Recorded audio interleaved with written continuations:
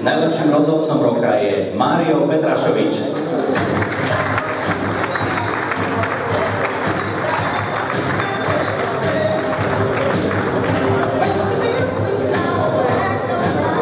Páči sa mi, že Mário sedí pri stole s hráčmi, to je dosť výpovedné. Oceniť ho príde Filip Glova.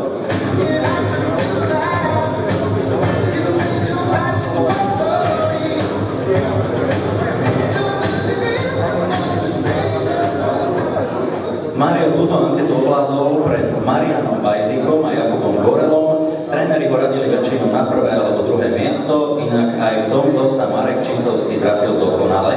Mário Petrašovič na jeseň rozhodoval spolu 25 stretnutí, z toho 17 zápasov mužom, 4 dorastencom a 4 žiakom.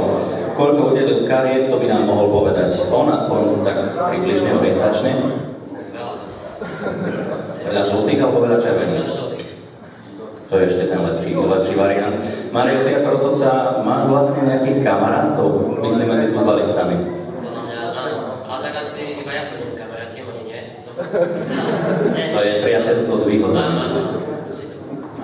Minulý rok, ak sa nemýlim, som sa ťa pýtal, čo by si odkázal futbalistom ty, keďže väčšinou oni odkazujú niečo tebe na ihrisku. A dnes by si nám mohol povedať tiež niečo o sebe. Koľko máš rokov, čomu sa venuješ, prečo vlastne v nedeľu nechodíš na futbal? Kričať, ale pískať?